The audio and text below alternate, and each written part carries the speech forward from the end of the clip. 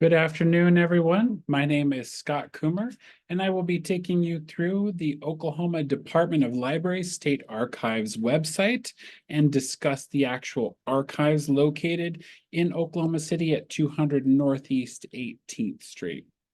So just before we get into the meat and potatoes of my discussion here, so archives are different than libraries in several ways.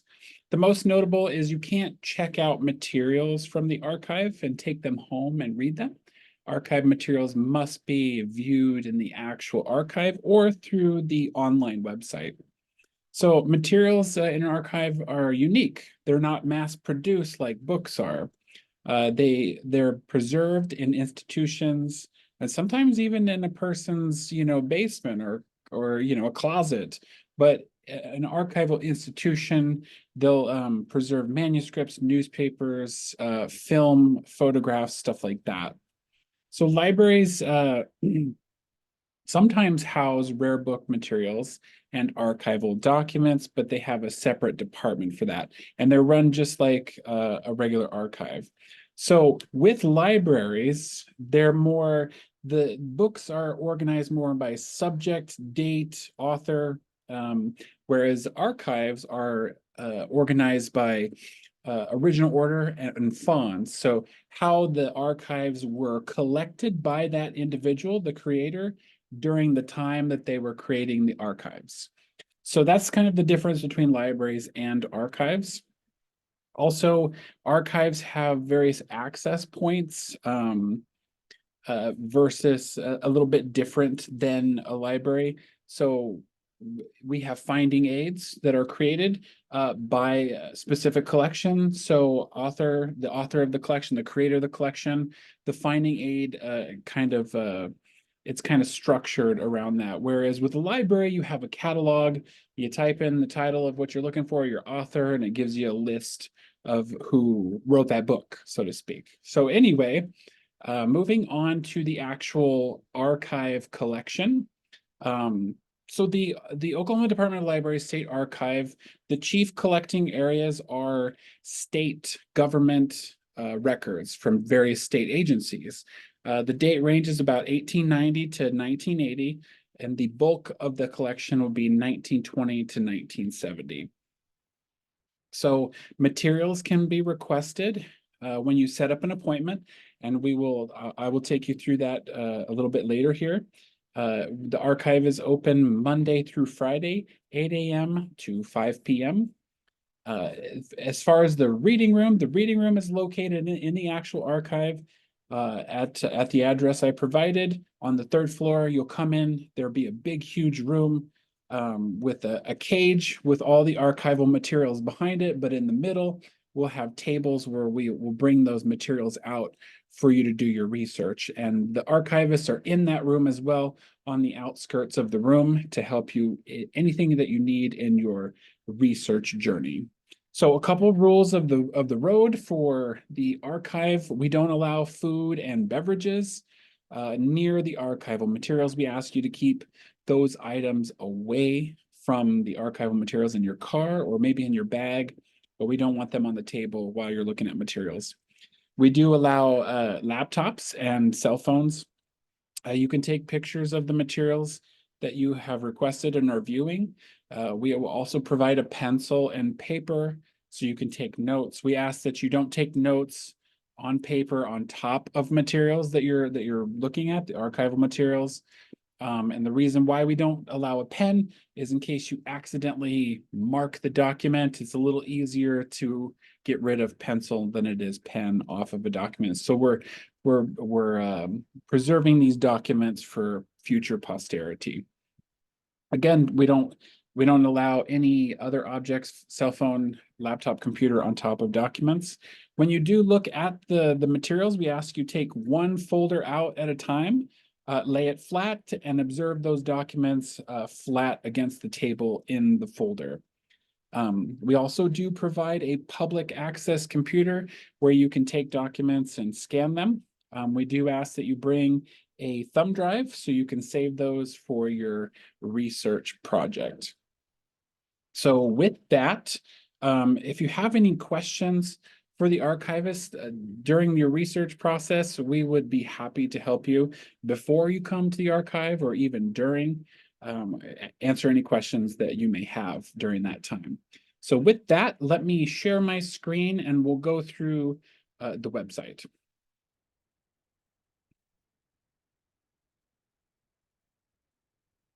Okay, so here we are at the Oklahoma Department of Libraries landing page.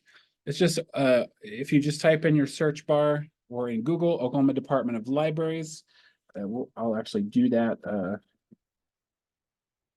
to show you. So it'll come up with this. I would just click State Archives and Records. If you happen to go to the landing page, scroll down a little bit, it'll take you to the State Archives and Records link. So there's various areas here that we can kind of take a look at. State Archives, Records Management, Oklahoma Archives Month, the Advisory Board. But I want to draw your attention down to the bottom here first. So a little bit about our archives right here, about the collections, hours and location. So here's where you can schedule an appointment, and also up here on the left bottom, you can schedule an appointment there as well. So we recommend scheduling an appointment and letting us know what materials you want to research and view when you do come to the archive. And always feel free to reach out by phone or by email if you have any extrinsic questions that you need answered before you fill out an appointment request. Let's go to the State Archives link here. So we have two areas we're going to look at today, finding aids and digital collections. So let's look at the finding aids first. And we'll scroll down and browse. So these 46, we have 46 here finding aids for the State Archives, the actual physical archive. So these finding aids are going to help you understand what we have in our collection. So you can navigate each of these finding aids individually, or you can look over here on the left-hand side and it'll tell you the different agencies that we have records for those dates that I mentioned earlier. So you can look at the Office of Lieutenant Governor, Historical Society, Department of Education. Let's click on Department of Education and see what's here. So this is our documents from about 1907 to 1986 for the Department of Education in relation to Oklahoma. So we'll view that finding aid. We'll make it a little larger. So here is the actual finding aid that we have for this collection. It'll tell you the box and the folder, the title. I would encourage looking through the titles and also looking through the dates. So if you're interested in 1919 to 1920 Department of Education history of Oklahoma, here is the 8th biennial report. We have some other areas too. Annual narrative reports, educational directory from specified dates, which is quite extensive, elementary school bulletins, and so forth. So feel free to take a look through these finding aids, which will tell you the type of information that we do have, the type of documents that you can actually come to the archive and take a look at. In the item description, we're going to have the title, creator, the date. The date is the extent of the collection. So how, the first document, what the date was to the last, how big the collection is. But the agency history, I think, is the most important here. It'll tell you a history of the agency you're researching, and it will give you a little bit more information and maybe a little idea of whether or not you want to take a look at that collection. So those are the finding aids. Let's go back to the archives website and we'll click digital collections. So within our digital collections, we have various agencies that work together to maintain a comprehensive archives for Oklahoma history. Now, if you're brand new to archives, I would forego looking at browse all or keyword search, and we'll go down and look at some of the areas, some of the major areas of Oklahoma's history. So let's look at the Oklahoma collection. And we'll hit browse. So within the Oklahoma collection, you're going to have different authors over here. Geological Survey, Oklahoma Library Association. We have some different names here of note. So quite extensive. We have some subject areas too. So if we're looking at terrorism in Oklahoma, we can click on that and it'll give you Real Mysteries episodes, kind of talking about like Timothy McVeigh, who made quite a stir in Oklahoma. So it has some discussions on that, some episodes. Let's just click on one of those real quick and take a look. So it is a video episode, and here's the link and the title, series description. It kind of tells you what it's all about and that history. So you can also take a look in the advanced search box. Say you're looking for African American history in Oklahoma, you type that in, and it only gives you 5 for the Oklahoma collection. So what you want to do is come over here and just hit archives.ok.gov, or you can search through all the collections, but I would start there, hit update, and it's going to give you 52. So it's searching in multiple collections.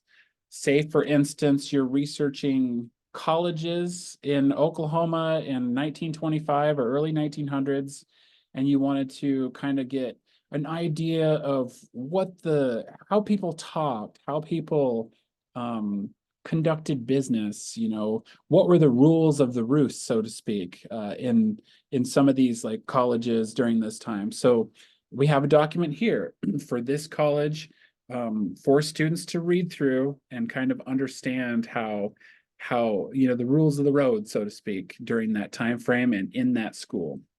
And if you go to the bottom, it'll give you the information on it and the description. It's a course catalog and calendar for Langston University in 1925 in Oklahoma.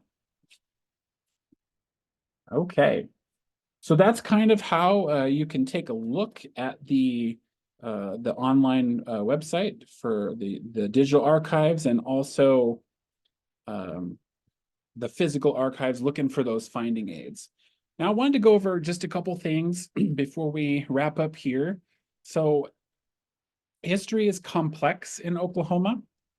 Within the archives, sometimes some problematic language and audio and images do exist. So we strive to maintain the integrity of collections from the past. So if there's a title to the collection that was used in 1935, we're going to put that in the title of our finding aid because it is indicative of the language that was used back then.